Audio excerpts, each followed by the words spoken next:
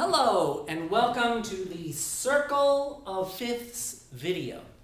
Understanding how and why keys work in music is a very important and interesting subject that musicians can get a little nutty about. I mean, for one thing, the reason we get nutty about it is the way scales work is the same as the way music works overall. And composers use these concepts in how they compose music all the time. And so can you if you're improvising and composing music. You know, how scales work is really all about keeping the half steps of mi to fa and ti to do in the right place all the time. Of course, in a C scale, mi to fa and ti to do fall on E to F and B to C, which are already a half step apart, so you don't have to change a thing. That's why C scale has no sharps or flats. But as we learned before in the sharp scale video, if you go up 5 notes, you can keep almost all the notes the same. So this G scale, the G, the A, B, C, D, and E all line up, but you have to raise the note that would normally fall on T up to be closer to do. So F to G is not a half step. We raise that F up to be a sharp. So in sharp keys, you go up 5, and you keep the notes from the previous scale, but you have to sharp the note that would be on T to get it closer to do. So let me take you through this. C, up 5 notes. C, D, E, F, G. G has one sharp in it, and that would be the F sharp, which gets it closer to G. F sharp makes the T to do relationship. G, up 5. G, A, B, C, D. You keep the F sharp, but now you have to add a C sharp so that the C gets to be right next to the D, and you get that T to do relationship. D, E, F, G, A, you keep the sharps from before. All the notes remain the same, except of course, you need to raise this G up to be a half step from A. So we write the G sharp above the staff. A, B, C, D, E, you keep the notes from before, and you add a half step. You raise this D up to be a half step closer to E, and so therefore you will have the right pattern of half steps and whole steps. E, F, G, A, B. A B scale will have all the same notes as this E scale. The F sharp, the C sharp, the G sharp, the D sharp, but the note before B will have to be raised up to be a half step away from it. So the A has to become an A sharp, and we write that A sharp down here. And you can keep going around with more sharp keys, but we're going to turn our attention to flat keys now.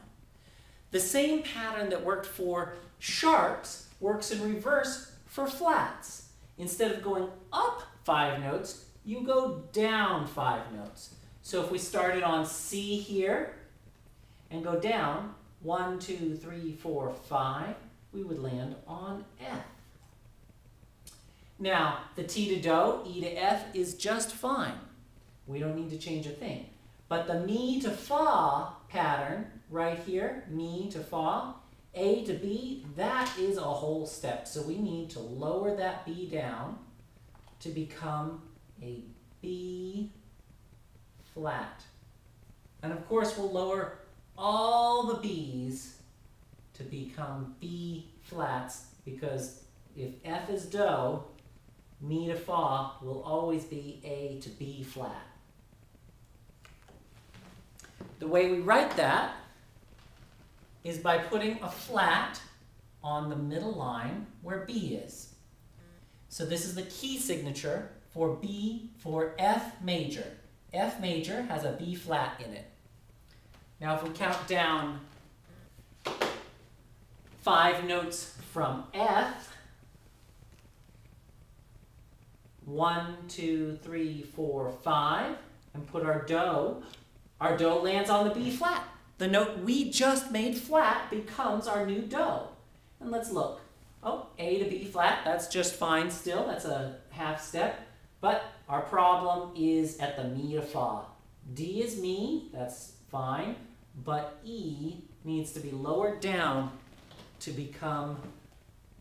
make that half step from mi to fa. E flat.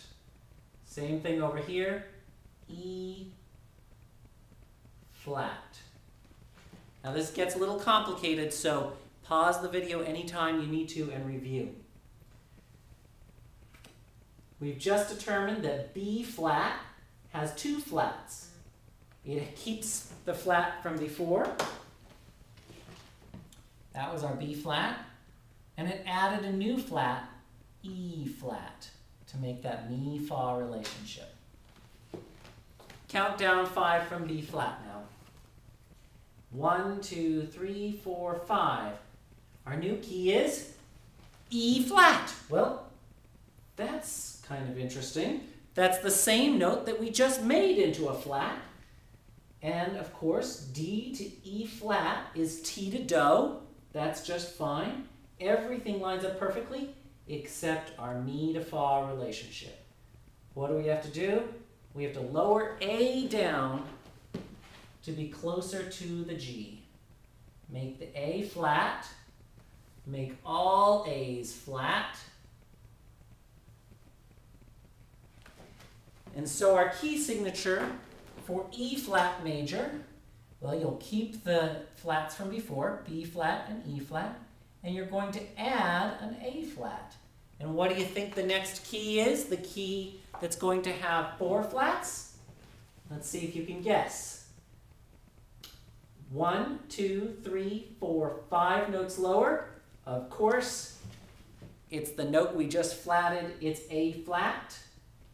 We're going to have to lower down something to make our mi-fa relationship. So we're going to lower the D down and make a D flat.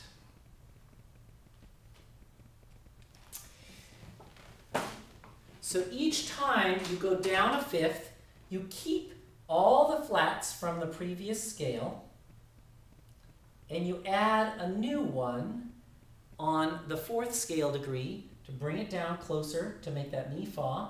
And that note that you just added, in this case D flat, will become the new key. So D flat, of course, has 5 flats. So we keep the B flat, the E flat, the A flat, the D flat, and we flat the 4th scale degree. 1, 2, 3, 4, G flat. And that brings us to our new key of G flat. And here's the most interesting thing of all. If we go a fifth down from D flat, we get a G flat. If we go a fifth up from B, we get an F sharp. And guess what? F sharp and G flat are the same note. Well, I'll just let you contemplate that for a long time. This has been the circle of fifths. It is really something that's very interesting, but in truth, it's just something that you should memorize.